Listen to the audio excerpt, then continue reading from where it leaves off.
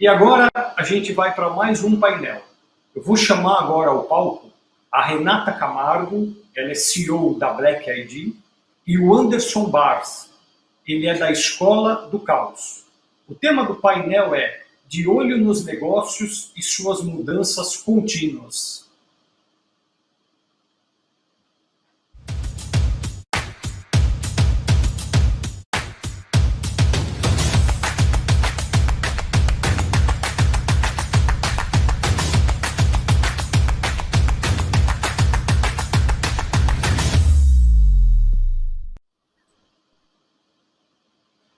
Olá, Renata. Olá, Anderson. Muito obrigado pela ilustre presença de vocês aqui no Cop Talk Summit. Eu quero fazer aqui um bate-papo bem descontraído com vocês.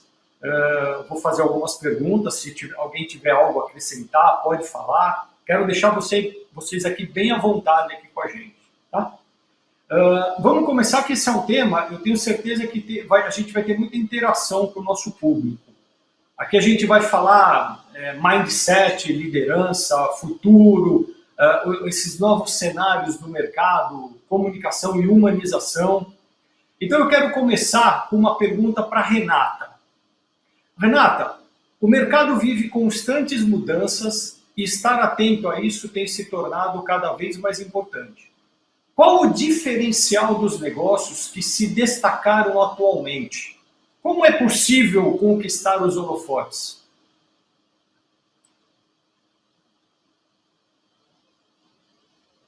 Acho que você está sem som. Está sem som, Renata. Pronto. Melhorou? Tá aberto? Ok. Melhorou? Tá ok? A comunicação, ela já é conhecida como ferramenta de negócio há algum tempo. E o que eu tenho observado, que na atualidade, a comunicação, mais do que nunca, ela se skill. O que é isso? É uma habilidade que é necessária estar intrínseca à liderança de qualquer negócio, né? As pessoas que estão ocupando esses espaços de liderança e a empresa, a corporação como instituição, precisa dominar a comunicação. Porque hoje, essa comunicação, ela é uma ferramenta de inclusão e de pertencimento muito importante. Quando a gente tem nesse universo, né, nas cooperativas acontece muito isso, um universo muito diverso de pessoas, tanto fisicamente como culturalmente, o que faz essa conexão acontecer dentro esse ambiente de trabalho nada mais é do que uma comunicação muito bem feita para que essas pessoas se sintam incluídas e se sintam pertencentes, para que a gente tenha aí inovação, criatividade e um faturamento, uma receita muito maior. É isso que eu vejo dentro do meu universo linkado aos negócios, essa comunicação crescendo como soft skill. E Renata, só para a gente entender um pouco, explica um pouco o que é a tua empresa, qual é o objetivo, o que vocês fazem exatamente lá? Eu, Renata, sou uma profissional de jornalismo, minha formação é jornalística, eu tenho mais de 25 anos no mercado corporativo, atuando com comunicação empresarial, né, que é o que a gente fala, que é a ponte que a gente faz entre os veículos de comunicação e as empresas que querem passar as suas mensagens. Em 2019, eu saí da sociedade de uma empresa dessa, de comunicação corporativa tradicional, e fundei a Black ID, que é uma empresa de comunicação inclusiva. Nos meus estudos e na minha percepção de mercado, eu vejo que a comunicação passa, neste momento, por mais uma mudança. Ela já passou por várias mudanças ao longo da história. E a gente vive mais uma mudança, dessa importância da comunicação ser inclusiva. O que é isso, né? Que é o core business da Black ID. O que é uma comunicação inclusiva? É uma comunicação livre de preconceitos, crenças e estereótipos. É uma comunicação que fale com todas as pessoas, todos os tipos de pessoas, todas essas pessoas que até hoje foram minorizadas na nossa comunicação. Quando a gente olha a comunicação, a gente vê a comunicação falando sempre para um público específico, para um público privilegiado específico que sempre dialogou nos meios de comunicação, na nossa publicidade. E aí a gente vê grupos como pessoas negras, LGBTQIA+, pessoas com deficiência, etarismo, pessoas com mais idade, e por aí vai uma gama de pessoas que nunca se viram na nossa comunicação, né? Mulheres, muitas vezes, pessoas obesas, muitas vezes, e é isso que a gente faz. Então, a gente faz toda essa pluralidade, a gente faz consultorias para as empresas para que elas entendam como pode ser feita da melhor forma possível essa comunicação inclusiva, como é que isso transparece nas peças, nos textos das empresas, no diálogo no dia a dia dos colaboradores dentro do ambiente de trabalho, como é que isso é feito para que essas pessoas diversas se sintam cada vez mais incluídas e pertencentes a esse universo.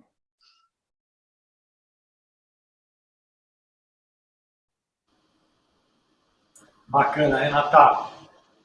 Anderson, prazer tê-lo aqui também com a gente. Antes de você responder essa pergunta, eu só quero que você explique para a gente o que é a Escola do Caos.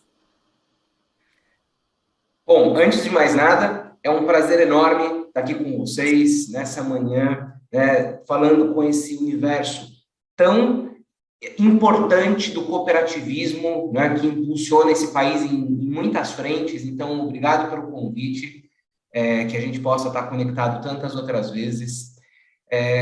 Quando a gente, né, fala, ou quando eu costumo falar, né, que eu sou da Escola do Caos, isso sempre gera um pouco de estranheza para as pessoas. Como assim? Mas caos não é um negócio ruim, né? Como assim uma escola para lidar com o caos? Nós somos uma escola que lida com caos, porque caos é o momento de mundo que a gente vive.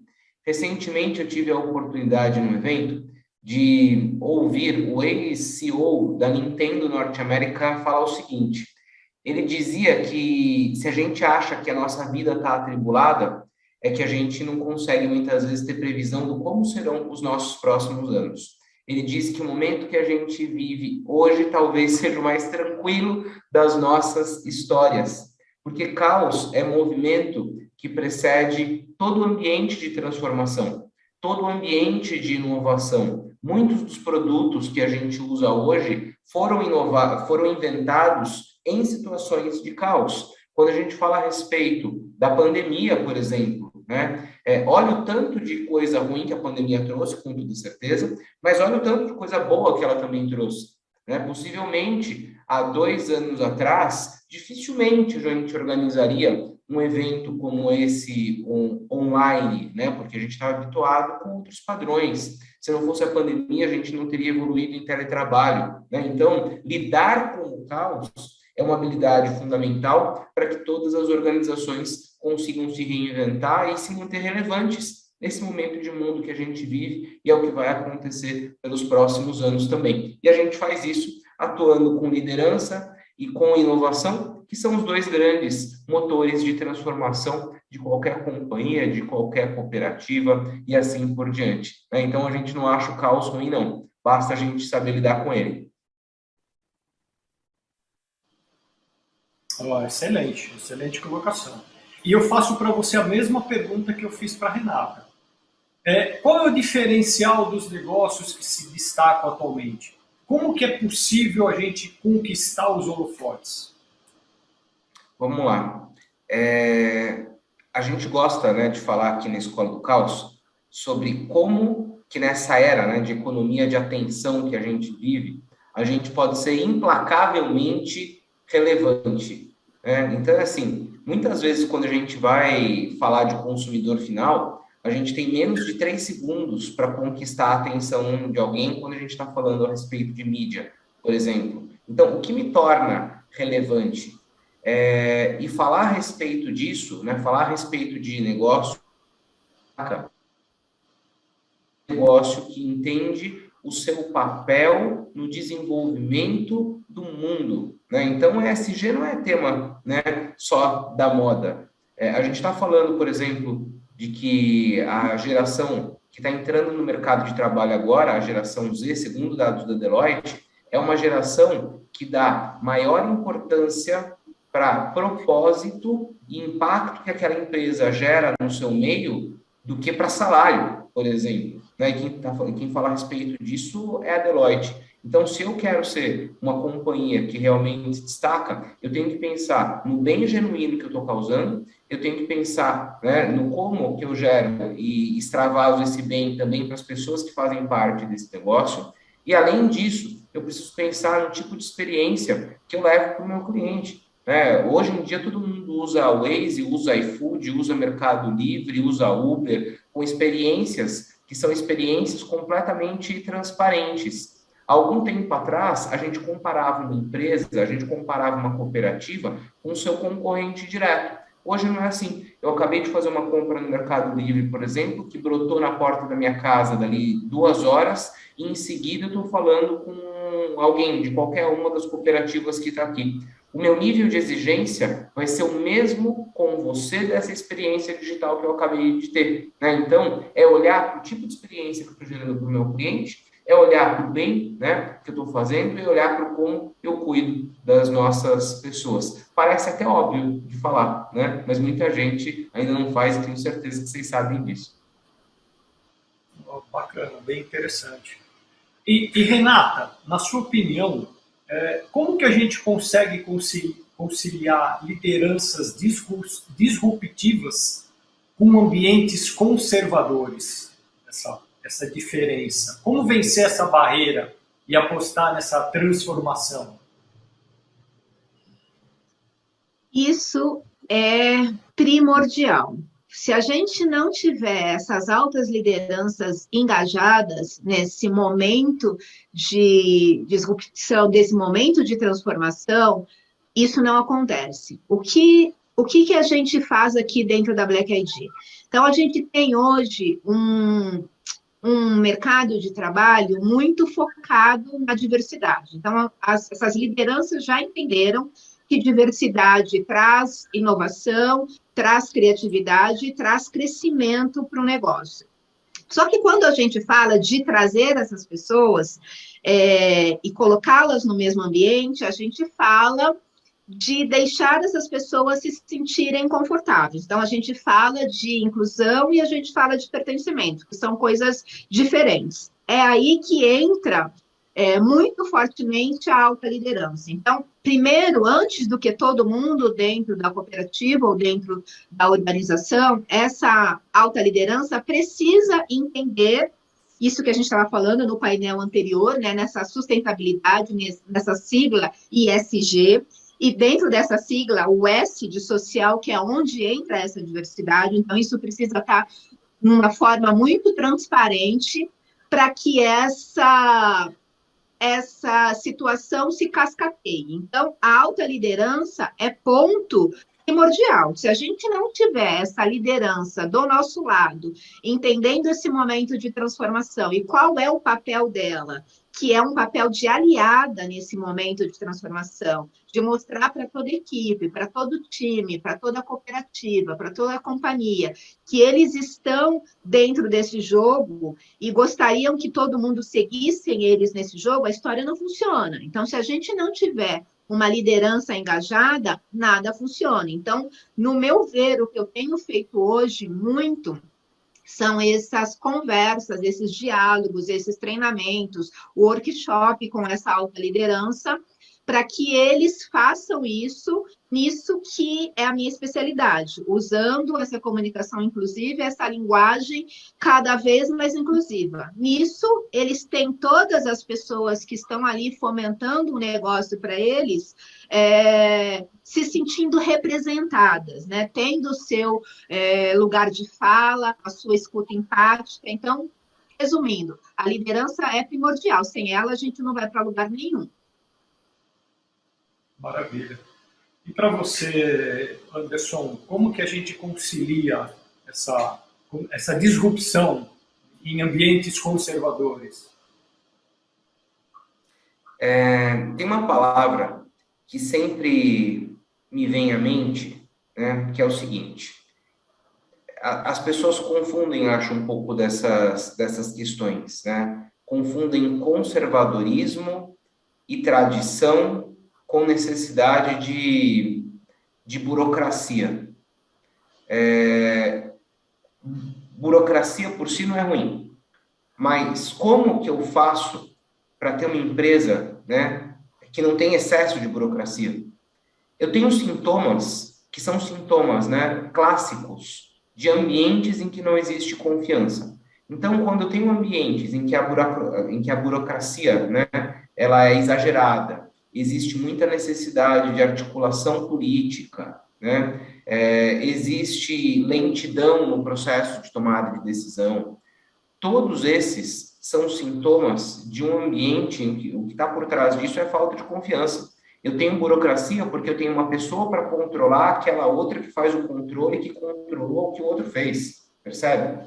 Então, se eu preciso, né, mudar o meu ambiente, a primeira coisa é olhar para como anda a cultura do meu ambiente profissional. As pessoas confiam umas nas outras? Aqui na Escola do Caos, nos últimos 2 anos, pelo menos, a gente veio ajudando muitas das principais organizações do país a justamente rever as suas culturas, rever como as pessoas se comportam no ambiente de negócio, entender que a gente pode ganhar mais espaço, que a gente pode ganhar mais confiança no ambiente que a gente está, entender que as pessoas podem trabalhar de maneira mais autônoma, entender que as pessoas podem ser mais protagonistas, mas para isso as organizações precisam mudar o seu jeito de pensar, né? Enquanto a gente achar que as coisas, né, têm que funcionar na base do comando e controle, enquanto a gente achar, né, que quem está no topo da pirâmide das organizações são deuses intocados e cheios de privilégio,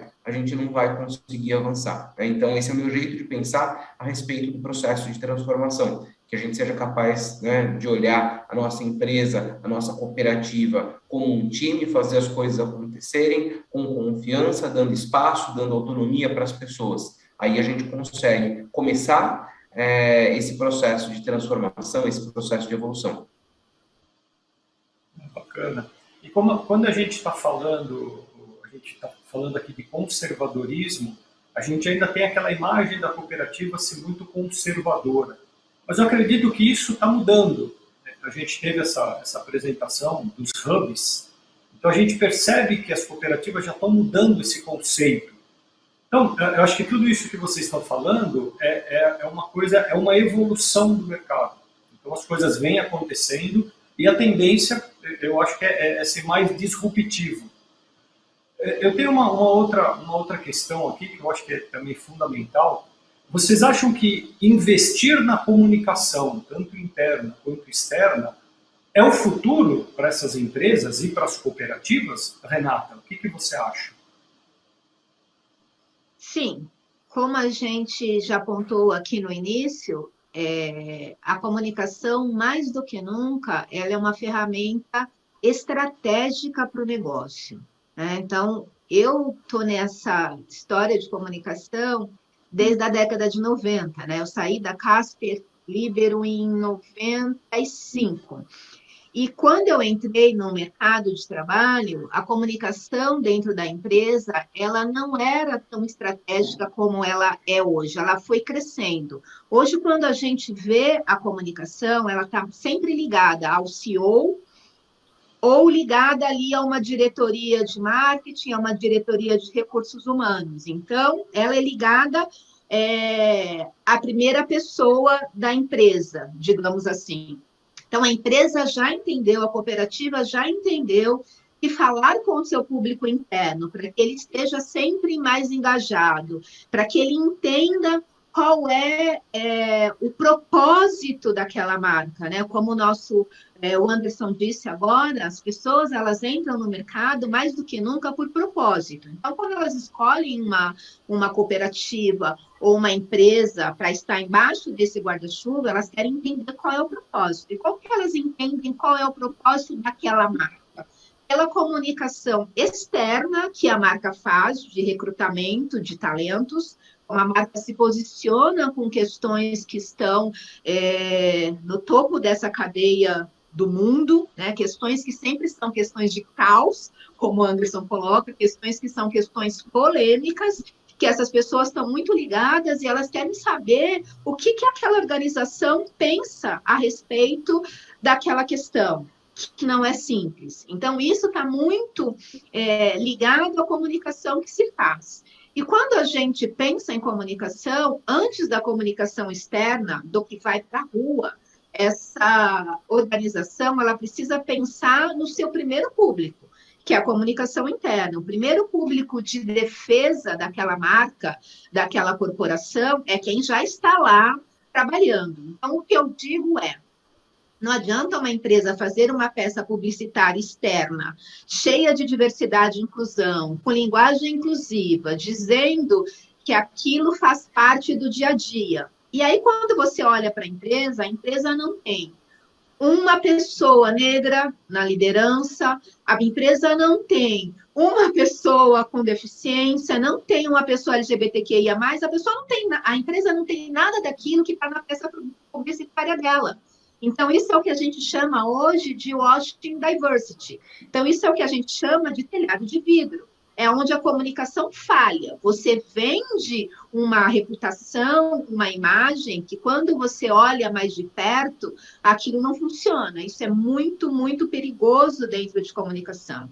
Então, tudo isso tem que estar alinhado. Então, para que essa comunicação externa funcione, o interno tem que estar alinhado. Então, primeiramente, no meu ponto de vista, a empresa precisa olhar para o interno, ter essa imagem acontecendo dentro do dia a dia dela, para depois vender alguma coisa na comunicação externa a respeito desses pilares que estão aí sendo ventilados no mundo todo.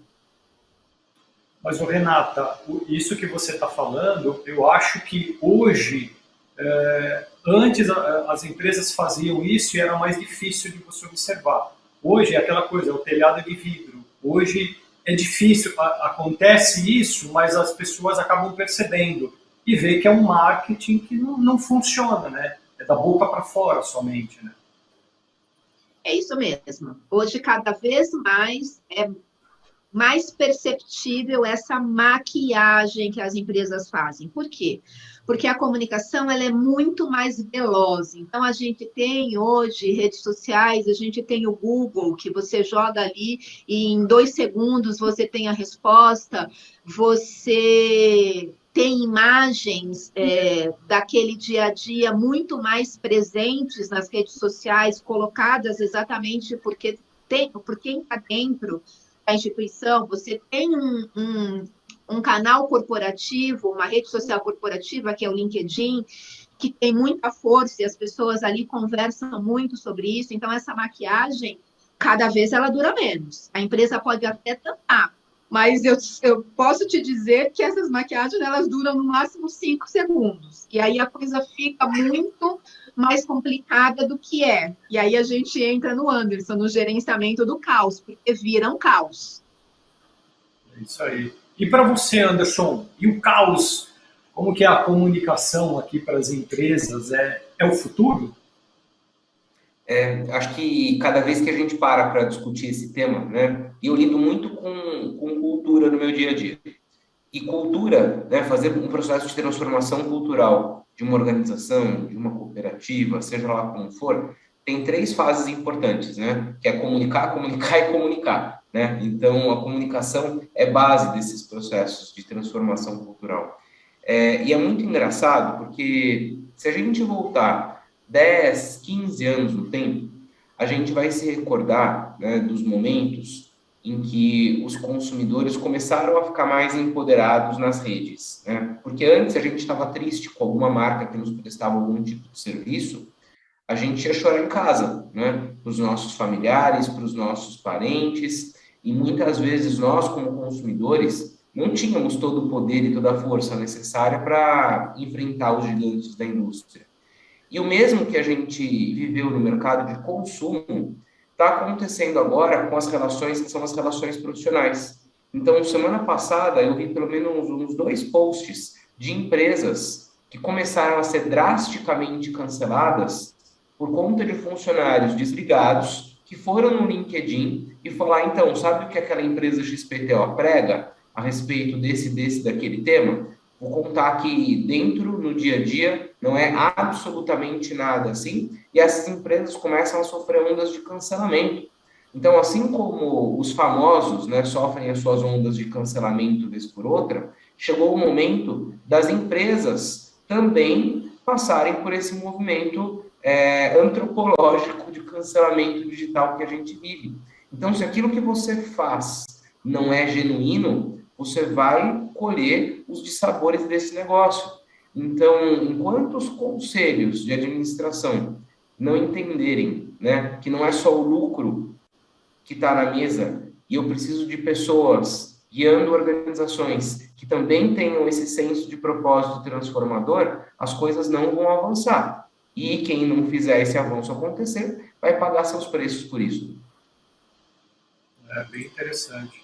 E vocês acreditam que essa nova geração, que é como a gente fala, que o cooperativismo, com essa nova geração que está chegando, ele já vem arraigado dentro deles com esses novos conceitos. Vocês acreditam que essa nova geração já está chegando com essa nova mentalidade, Renato? Sim, tanto que uma das minhas principais vertentes de atendimento é recrutamento, é recursos humanos, porque as pessoas de recursos humanos, as lideranças de recursos humanos estão tendo muita dificuldade de atrair esses talentos e muita dificuldade de reter esses talentos, porque é isso que a gente estava conversando agora. Às vezes a empresa faz uma campanha muito legal de atração, ela vai lá, atrai esse talento, essas pessoas jovens que já têm isso na cabeça, que eles são muito movidos a propósito, muito mais do que a parte financeira. Aí eles entram na empresa. Eles passam lá na empresa 3 meses, porque aí eles começam a enxergar que aquilo que recrutou eles, que aquela narrativa que os trouxe, não faz sentido, aquilo não está sendo feito no dia a dia da empresa. Então, aí a retenção desses talentos vira um problema, porque não é mais como a nossa geração que pensa, não, mas eu não posso pedir demissão por causa disso, por causa daquilo, porque eu tenho que ficar mais tempo na empresa, porque o meu currículo depende do tempo que eu vou ficar na empresa, para não ficar um currículo manchado, passei 3 meses lá, 6 meses aqui, fica aquela coisa picotada. A gente veio muito dessa geração que pensava nisso. Esses jovens de hoje, não. Não, a velocidade é a mesma. Então, assim, sentaram na cadeira, observaram que não funciona, que não tem o propósito que os atraiu, que não está funcionando, a empresa não consegue reter aquele talento. E é um talento, porque essas pessoas, hoje, elas são muito mais preparadas do que nós. Então, se você olha esses jovens que estão entrando no mercado de trabalho com vontade de crescer, eles têm um preparo técnico e, muitas vezes, emocional muito melhor do que o que a gente tinha quando a gente entrou no mercado de trabalho. Então, as empresas precisam dessas pessoas. As empresas precisam se comunicar com essas pessoas e entender qual é o propósito dessa nova geração, que é tudo isso que a gente está falando. Todos esses assuntos espinhosos, esses assuntos que na nossa geração não faziam muito mais sentido, e a gente muitas vezes fala, nossa, isso é mimimi, eu passei por isso e na minha época não era assédio. Mas agora é, e na sua época também era assédio. Só que você não colocava nessa caixinha e não reagia da forma que você precisaria reagir para aquilo não acontecer. E essas pessoas reagem. Elas reagem a assédio moral, elas reagem a bullying, elas reagem a assédio sexual. Na hora que acontecem, elas reagem. E ali há uma ruptura. Então, se a gente não olhar para isso, que muitas vezes a gente chama de mimimi, e a gente fala assim, eu sobrevivi, como é que essa pessoa não sobrevive? Sobrevive, não é assim tanto a ferro e fogo. Mas hoje é. Então, hoje nada disso acontece. Como o Anderson estava dizendo, se você olhar as matérias da última semana, o que mais tem? Então, empresa que perdeu o contrato de 1 milhão, que abriu mão de um contrato de 1 milhão para defender o seu funcionário, que foi chamado de negão numa reunião, que o seu funcionário de alta liderança foi ofendido numa reunião, então a empresa abriu mão de um contrato de 1 milhão. A gente tem uma empresa pública, onde o diretor está sofrendo um processo de assédio, que todo mundo está dizendo, e possivelmente nos próximos dias ele vai ser afastado. Então, essas coisas que na nossa época eram ali meio escondidas, varridas para baixo do tapete, essa nova geração não tolera. E se isso não mudar dentro das empresas, não vai ficar talento nenhum ali. Ninguém vai reter talento nenhum. As pessoas vão procurar quem esteja de olho realmente nessa sigla que é ESG. Você enxerga também dessa maneira? Completamente. E tem que ser genuíno, né? Tem que ser genuíno. Não tem mais espaço para fazer só porque é bacana, né? Casos como esse a gente tem visto todas as semanas. E gerar identificação, e gerar inspiração, né, para as pessoas que trabalham conosco, é base do que a gente precisa fazer como organização. E muitas vezes, né, eu canso de conversar com um CEO por aí, que tem esse pensamento que a Renata estava mencionando. Não, mas eu aprendi que era de outro jeito, né? E comigo funcionou. A gente está aqui para gerar não sei quanto de EBITDA, a gente está aqui para gerar não sei quanto de rentabilidade, não importa como, é assim que a gente precisa fazer. Só que, se a gente ficar com essa mentalidade e não adotar de verdade o conceito de transformar o mundo, de fazer, né, com que as organizações tenham o seu papel social de verdade vivenciado, essas organizações realmente não vão ter talentos. Vão ter pessoas que até vão ficar ali porque precisam do seu salário, uma ou outras gerações, mas que não vão ser capazes de dar ideia, que não vão ser capazes, né, de fazer alguma coisa sem ser, né, que alguém tenha pedido para ela fazer ou mandado para ela fazer e assim por diante.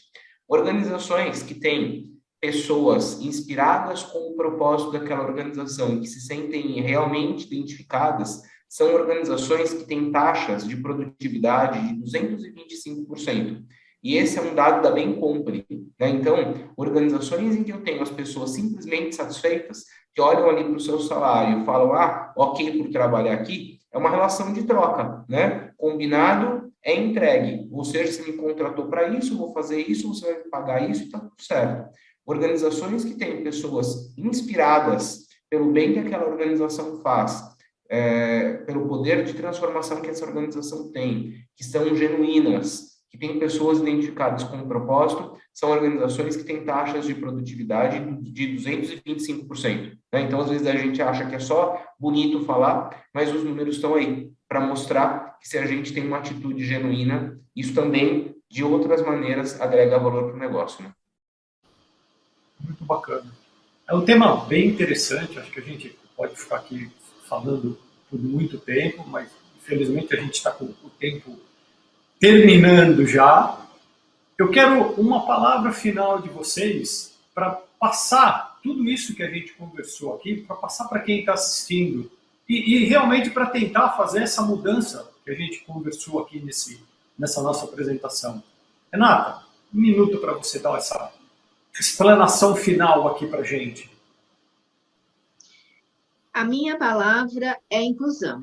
Nós chegamos no momento de incluir no mercado de trabalho todas as pessoas que foram excluídas por muito tempo, que não tiveram ali o seu lugar de fala, o seu espaço por muito tempo. E quando a gente pensa nessa inclusão, a gente gera exatamente o que as pessoas precisam, o que as empresas precisam para aumentar a rentabilidade. Então, a gente gera ali o que eu chamo de pertencimento. Quando essa pessoa se sente incluída no cenário, no ambiente, ela desenvolve o que a gente chama de pertencimento. Quando esse pertencimento é desenvolvido dentro de uma equipe, dentro desse mercado de trabalho, o céu é o limite. Essa pessoa, ela vira um foguete de produção porque ela entende que ela faz parte daquele mecanismo, ela entende que aquele mecanismo está lá por ela também.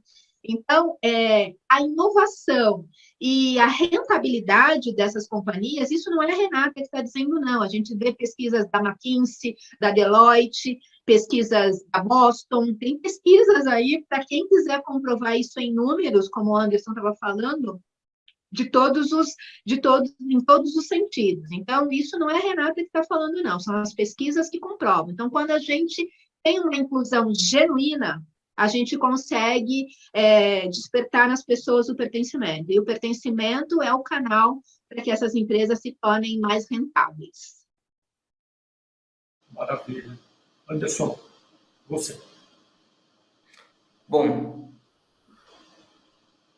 a gente não tem passado e a gente não tem futuro. A única coisa que existe é o momento presente. Eu sou de uma geração em que a gente tinha que ser obrigado a aturar muita coisa em prol daquele salário no final do mês, né? Como a Renata estava comentando. Então, que a gente consiga transformar, assim, os nossos ambientes para que, sim, a gente também consiga falar a respeito de felicidade. Ninguém merece sofrer, ninguém merece estar num ambiente que é um ambiente de abuso, ninguém merece estar num ambiente com líderes toscos, completamente despreparados, assediadores.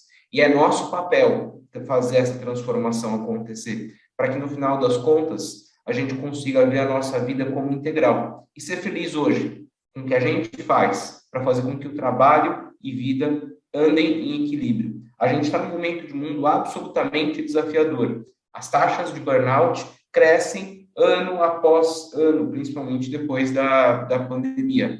Se a gente não tomar uma medida para que a gente seja capaz de transformar a qualidade dos ambientes nos quais a gente vive, a gente não vai conseguir sair do outro lado. E é papel de cada um de nós fazer essa transformação acontecer, né? Então, seja feliz hoje, seja feliz agora. A vida é um sopro, né? E a gente não merece realmente passar, né, por momentos ruins na nossa vida, esperando que um dia algo de bom vai acontecer. Vamos viver agora o presente e fazer o nosso presente ser bom, fazendo bem para o meio no qual a gente, né, a gente pertence. Maravilha, gente. Obrigado. Acho que a gente precisa ter essa troca de ideias mais vezes para a gente sair realmente desse caos que a gente está enfrentando. Quero agradecer muito sua presença, Renata. Quero agradecer muito sua presença, Anderson. Foi um painel bem bacana, acho que bem descontraído. Acho que a gente tem que levar essas informações dessa maneira descontraída. Acho que é assim que a gente vai levar a informação e chegar na cabeça das pessoas. Gente, muito obrigado. Um excelente dia para todos. Obrigada pelo convite. Até a próxima. Obrigado, gente. Um prazer estar com vocês. Tchau, tchau.